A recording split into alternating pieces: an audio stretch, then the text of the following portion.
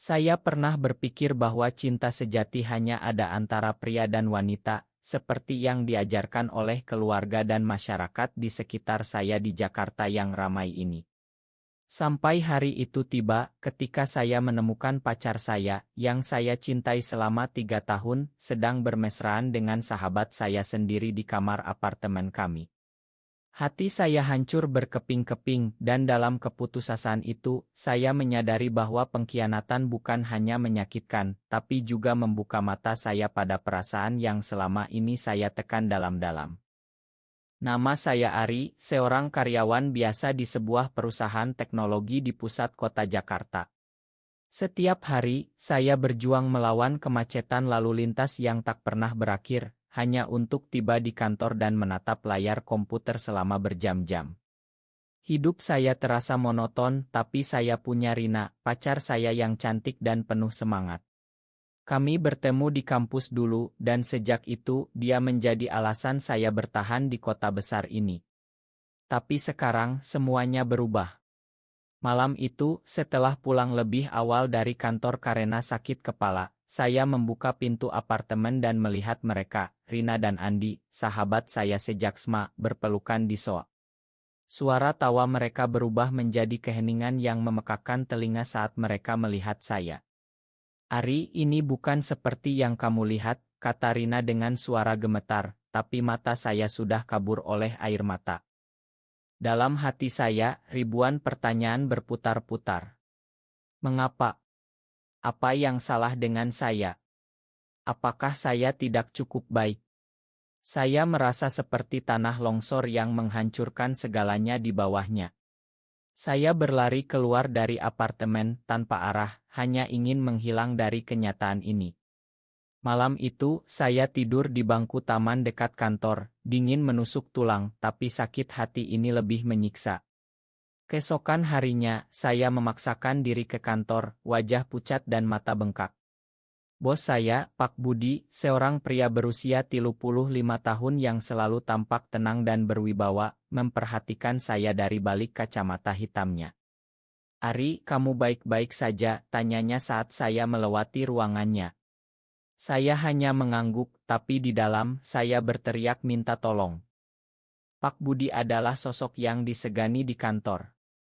Dia memimpin tim dengan tegas tapi adil, dan rumor mengatakan dia belum pernah menikah, meski banyak wanita yang mendekatinya. Saya tidak pernah terlalu memikirkan hal itu, bagiku dia hanyalah atasan.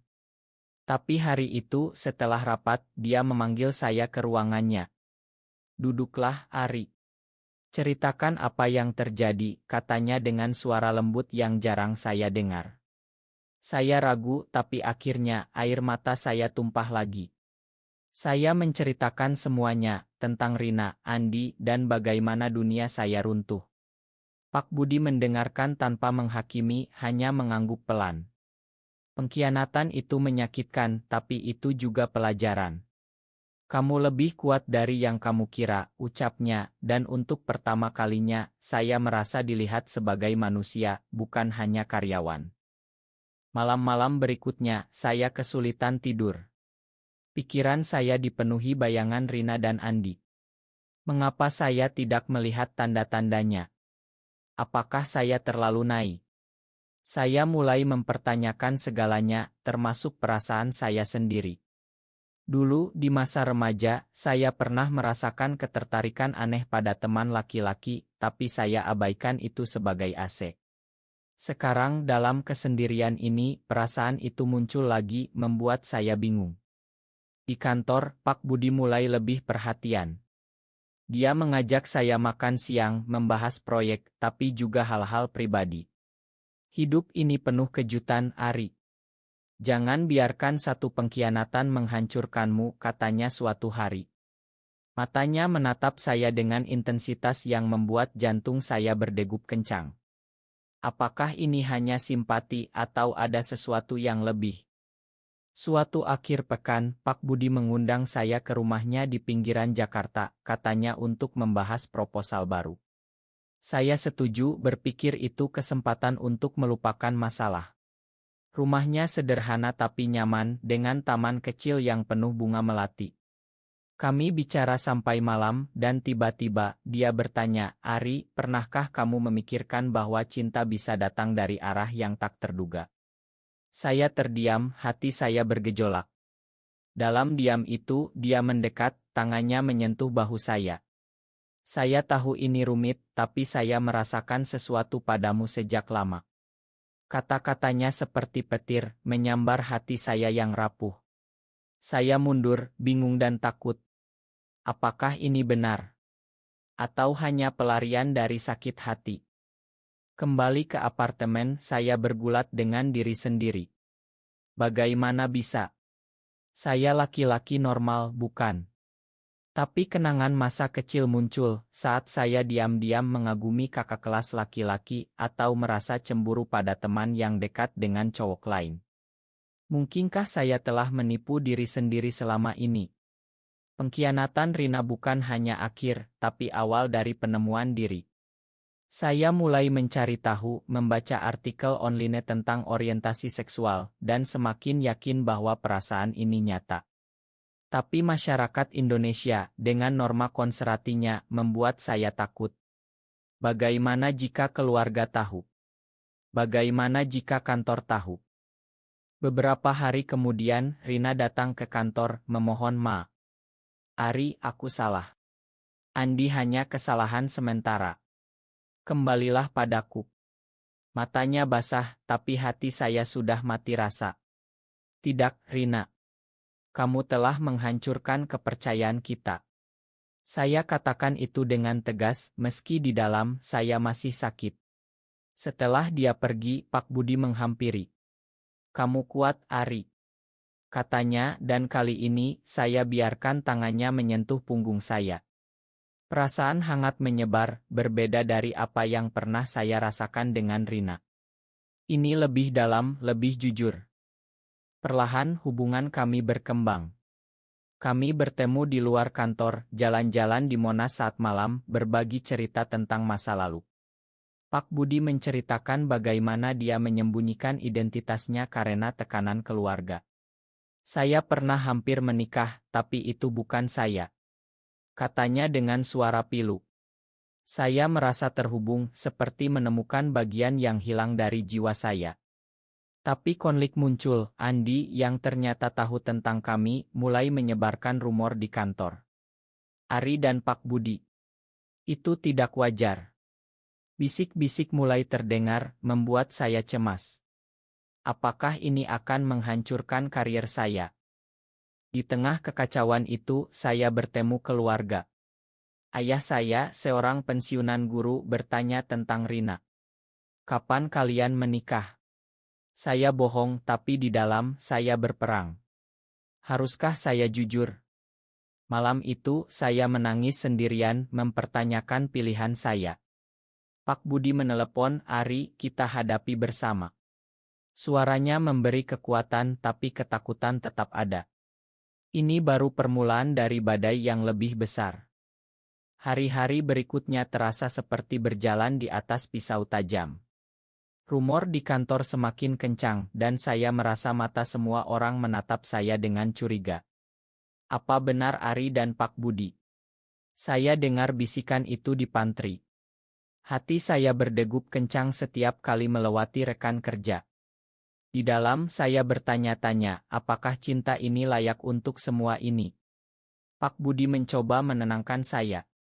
Biarkan saja, Ari. Yang penting kita saling percaya. Tapi kata-katanya tidak cukup menghapus kekhawatiran saya. Malam itu, saya duduk sendirian di balkon apartemen, memandang lampu-lampu kota yang berkelap-kelip. Mengapa hidup harus serumit ini? Dulu, dengan Rina, semuanya tampak sederhana, meski ternyata palsu. Andi, sahabat yang kini menjadi musuh, menghubungi saya. Ari, kamu gila. Dengan bosmu. Itu akan menghancurkanmu.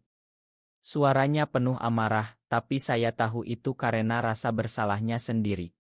Kamu yang menghancurkan persahabatan kita dulu, Andi. Sekarang biarkan aku hidup. Saya balas dengan tegas, tapi setelah telepon ditutup, air mata mengalir. Pengkhianatan ganda ini membuat saya meragukan semua orang. Bahkan Pak Budi, apakah dia benar-benar tulus atau hanya memanfaatkan kerapuhan saya? Pikiran gelap itu menghantui saya, membuat tidur saya gelisah. Suatu hari di kantor terjadi konfrontasi. Seorang rekan senior, Bu Siti, memanggil saya ke ruang rapat. "Ari, rumor ini harus dihentikan. Itu tidak sesuai dengan nilai perusahaan." Matanya tajam, membuat saya merasa seperti penjahat. Di dalam saya berteriak, mengapa cinta saya dihakimi?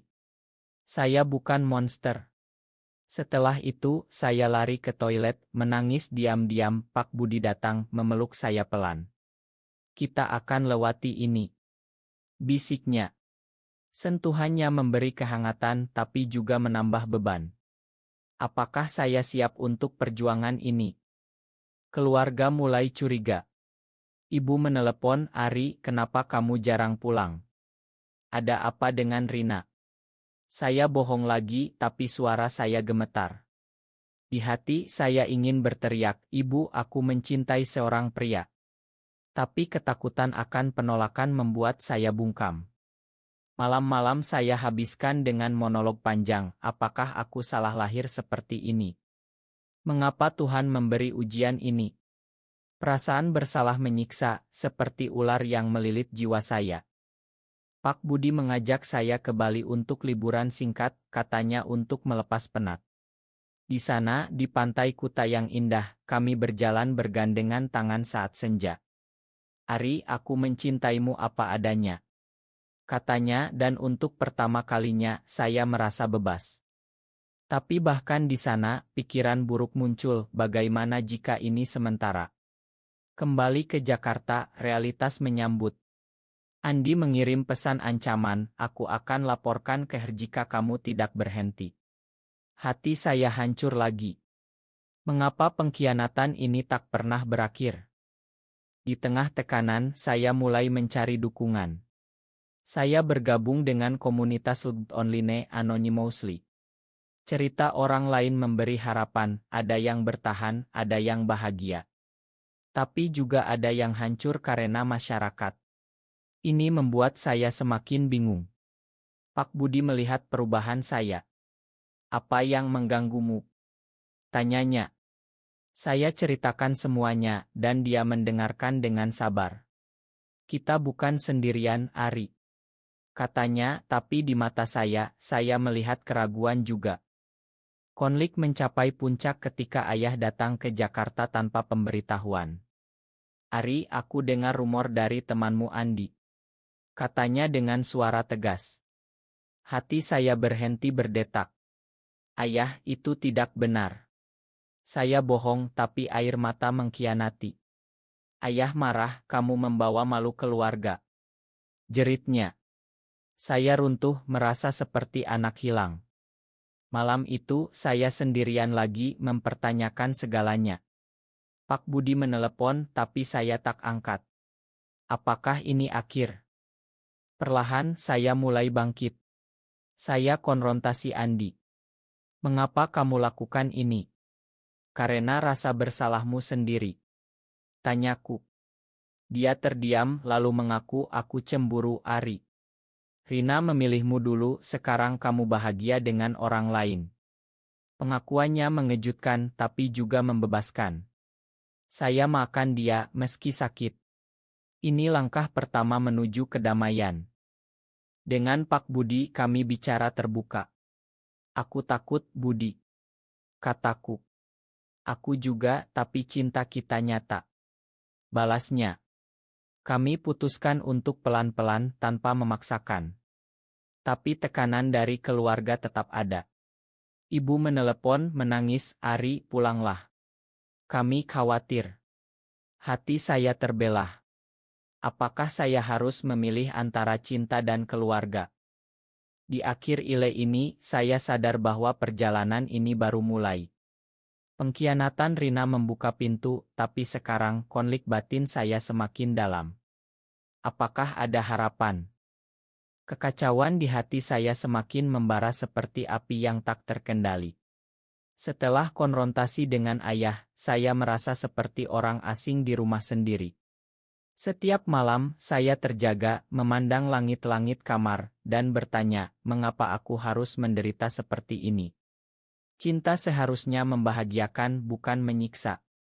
Pak Budi mencoba mendekat, tapi saya menjauh, takut melukainya juga. Ari, bicaralah padaku.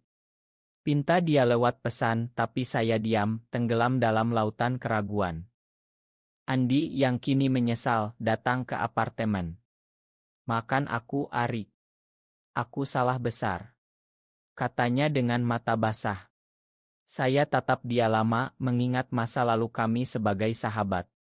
Kenapa kamu khianati aku 2 kali? Tanyaku, suara saya pecah. Dia ceritakan semuanya, bagaimana dia jatuh cinta pada Rina, dan bagaimana cemburu pada hubungan saya dengan Pak Budi. Aku iri karena kamu berani jadi dirimu sendiri. Ucapnya. Pengakuannya seperti pisau, tapi juga obat. Saya peluk dia, kita mulai lagi sebagai teman. Tapi di dalam, luka masih menganga. Keluarga tak berhenti menekan.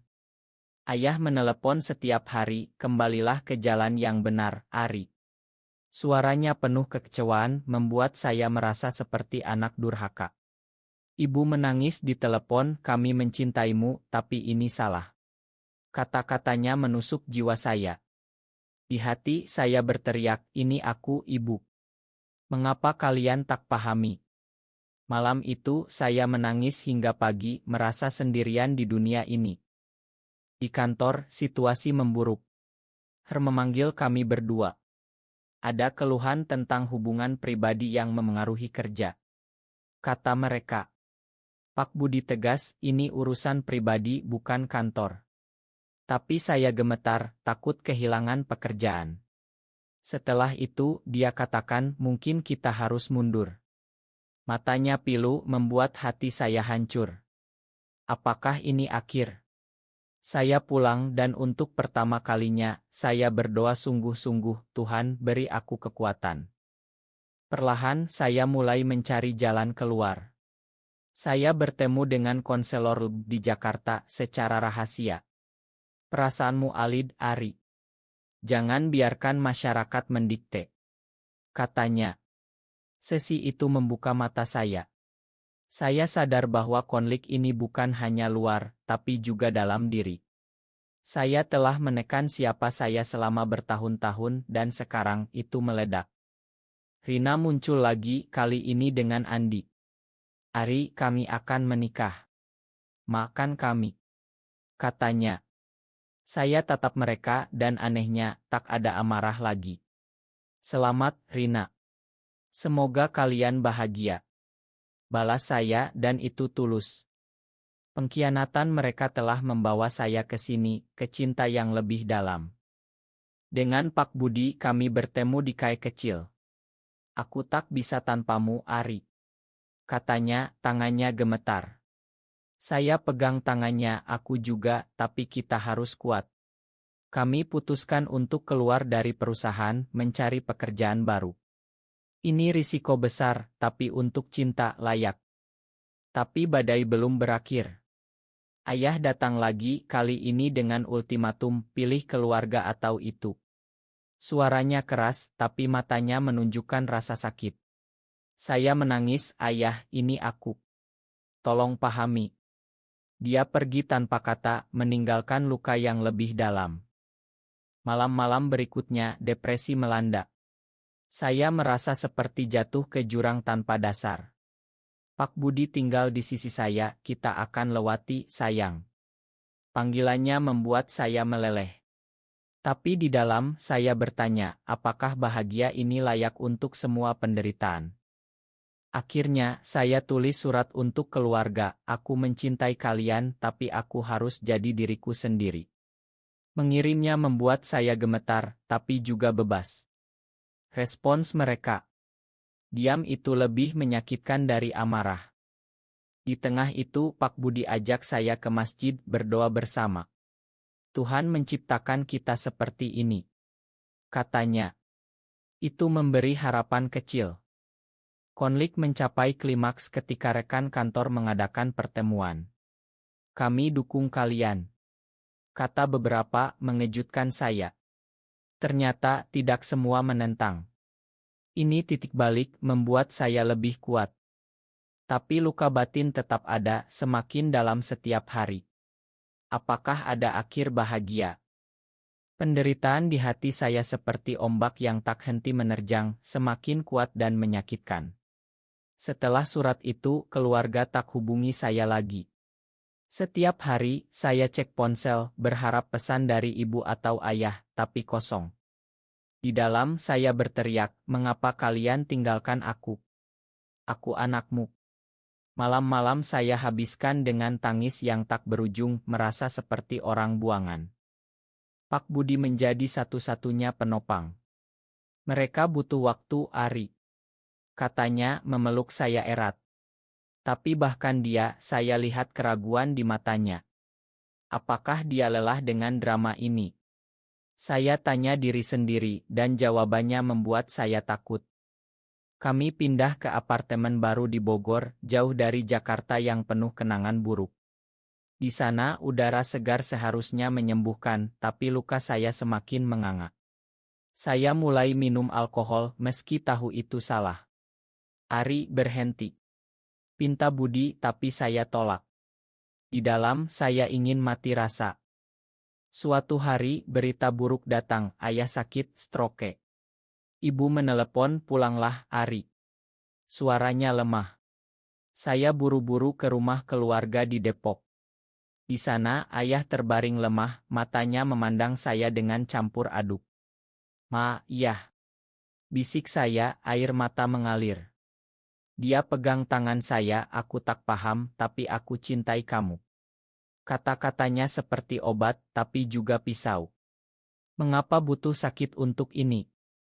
Di rumah sakit, saya bertemu saudara-saudara.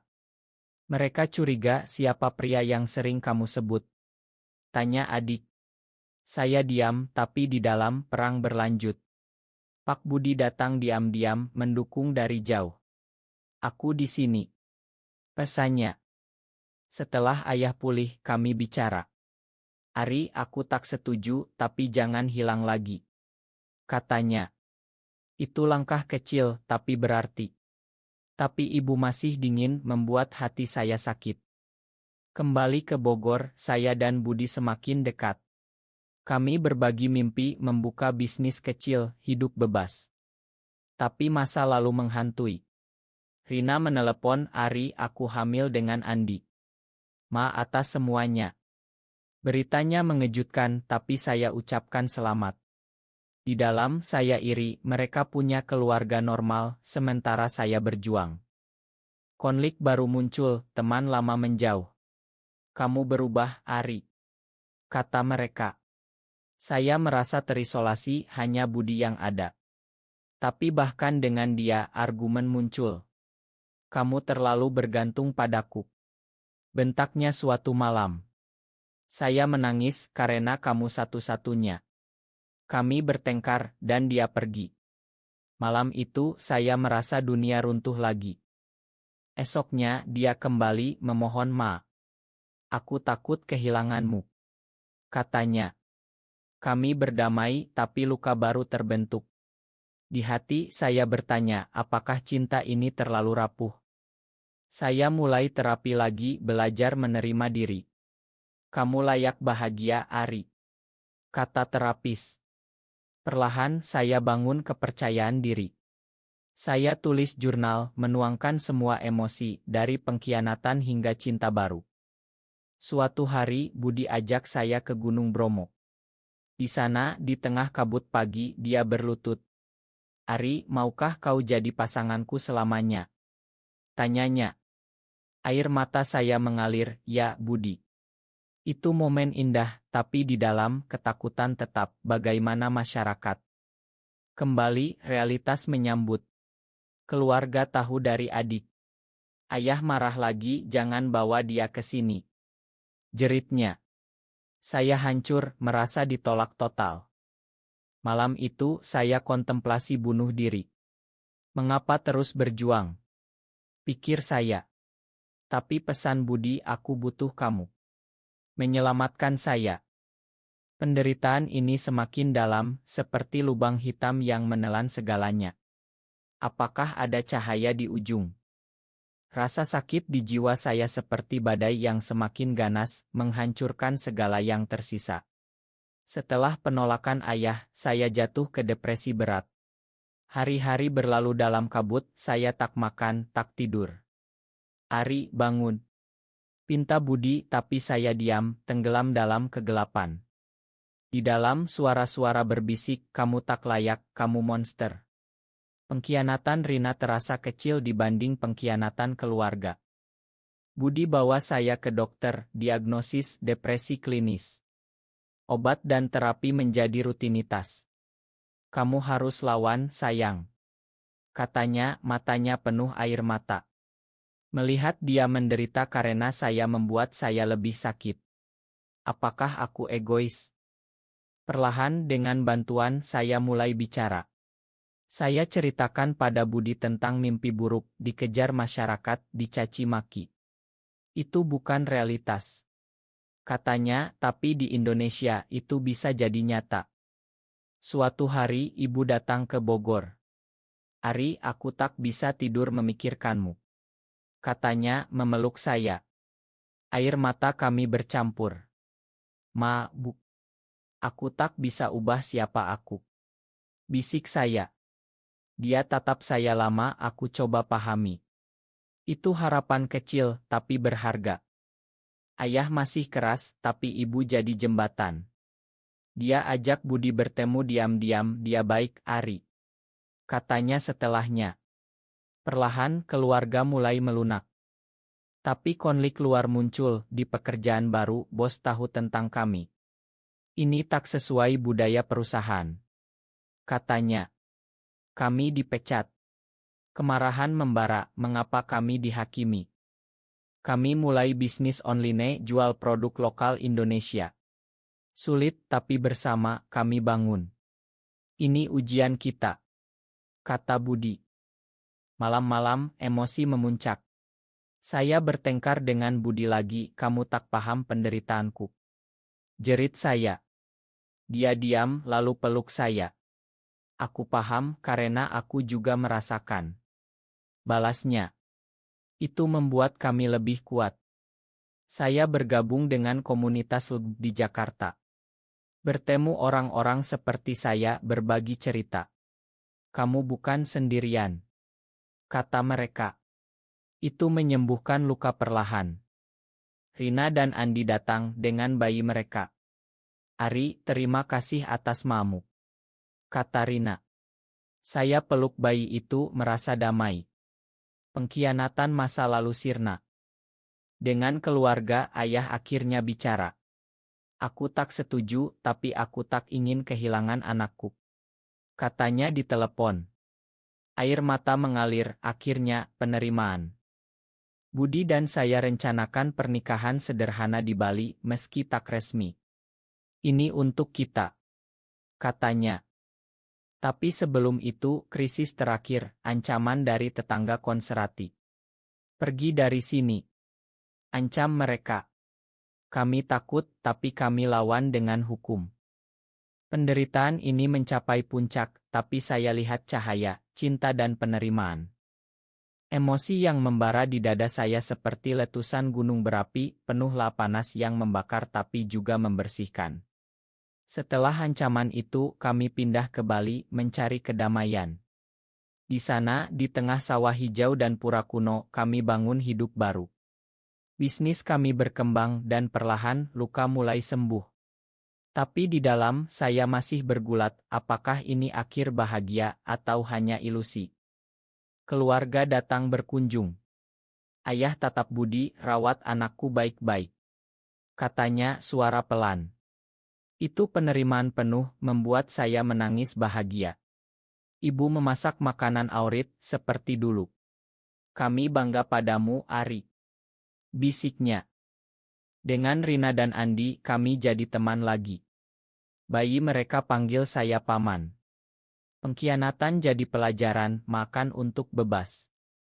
Budi dan saya nikah secara simbolis di pantai dengan saksi alam. Aku mencintaimu selamanya, katanya. Saya jawab, dan aku padamu. Hidup tak sempurna, masih ada diskriminasi, tapi kami lawan dengan cinta. Saya tulis buku tentang perjalanan ini anonymously untuk bantu orang lain. Di akhir, saya sadar, pengkhianatan membawa saya ke cinta sejati, dan penderitaan membentuk saya jadi lebih kuat. Hidup ini indah, meski penuh drama.